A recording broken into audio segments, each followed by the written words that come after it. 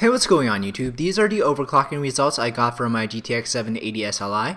I was able to add plus 72 MHz to an already stock overclock card of plus 78 MHz for a total of 150 MHz offset.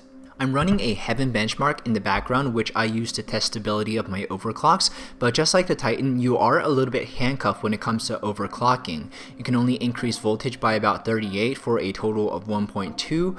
This amount of voltage isn't really a risk to your GPU, so anybody overclocking can just go ahead and raise the voltage slider to the maximum level.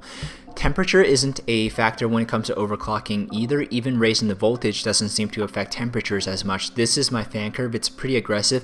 I set it to 80% at 70 degrees, and I try to keep my card under 80 degrees at all times. Even if I were to water cool my GPUs, there's no guarantee that I will get faster clocks. Power is a little bit disappointing too because you can only raise it by 6%. The best that I've seen any 780 do is plus 200. That was from a review website, but all GPUs are built differently, so you're not going to get the same overclocking results as somebody else.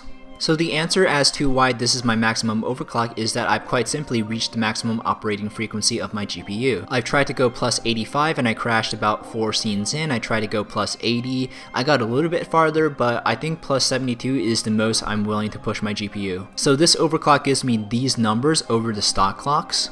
And this is the amount of performance improvement I can expect out of these clocks, which translates to about 9 frames per second more at 60 frames per second, but this assumes that game performance scales linearly with overclocking, which isn't always the case. I did run another benchmark. I got some NVIDIA 3D glasses to use with my 780s, so I ran a Metro Last Light NVIDIA 3D surround benchmark, and I got 19 frames per second. I can tone down the settings to try and make it a little bit more playable, but 3D is a pretty big performance drain. I'm not concerned about video RAM usage because I've tried Battlefield 3 3D surround and I topped out at about 2 gigs, so I should be okay. Borderlands 2 does require quite a bit of video RAM, but the faster clock speed and the overall better performance of the graphics card should more than compensate, and I won't have to worry about bottlenecking that much. But anyways guys, thank you so much for watching. Let me know if you have any questions, and I'll see you next video.